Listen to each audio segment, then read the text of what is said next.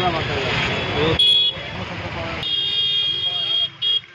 ಶ್ರೀರಾಮನವಮಿಯನ್ನು ಆಚರಿಸ್ತಾ ಇದ್ದೀವಿ. ಇಲ್ಲಿ ಸುಮಾರು 15-20 ವರ್ಷಗಳಿಂದ ನಾವು ಶ್ರೀರಾಮನವಮಿಯನ್ನು ಬರ್ತಾ ಇದ್ದೀವಿ. ಮತ್ತು ಆದರೆ ಈ ವರ್ಷ ಪ್ರತ್ಯೇಕವಾಗಿ ನಮ್ಮ ನೆಚ್ಚಿನ ಪ್ರಧಾನಿಗಳಾದಂಥ ಮಾನ್ಯ ನರೇಂದ್ರ ಮೋದಿ ಅವರು ಅಯೋಧ್ಯೆಯಲ್ಲಿ ಶ್ರೀರಾಮ ಮಂದಿರವನ್ನು ಉದ್ಘಾಟನೆ ಮಾಡಿರೋದ್ರಿಂದ ಈ ವರ್ಷ ನಮಗೆಲ್ಲರಿಗೂ ಸಂತೋಷವಾಗಿದೆ ಮತ್ತು ಎಲ್ಲರೂ ವಿಜೃಂಭಣೆಯಿಂದ ಆಚರಣೆ ಮಾಡ್ತಾ ಇದ್ದೀವಿ.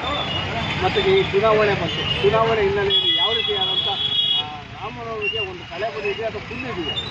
ರಾಮನವಮಿ ಚುನಾವಣೆಗೆ ಯಾವ ಕಳೆ ಬಂದಿದೆ, ಆದರೆ ಅದರಿಂದ ಪ್ರತ್ಯೇಕವಾಗಿ ಈ ಸತಿ ನಮ್ಮ ಸನ್ಮಾನ್ಯ ಪ್ರಧಾನಿ ನರೇಂದ್ರ ಮೋದಿ ಅವರು ಅಯೋಧ್ಯೆಯಲ್ಲಿ ಶ್ರೀರಾಮ ಮಂದಿರ ಉದ್ಘಾಟನೆ ಮಾಡೋದ್ರಿಂದ ಪ್ರತಿ ಗಲ್ಲಿಯಲ್ಲೂ ಪ್ರತಿ ರೋಡಲ್ಲೂ ಶ್ರೀರಾಮನವಮಿ ಆಚರಣೆ ಇವತ್ತು ಸ್ವಯಂ ಪ್ರೇರಣೆಯಿಂದ ಮಾಡ್ತಾ ಇದ್ದಾರೆ.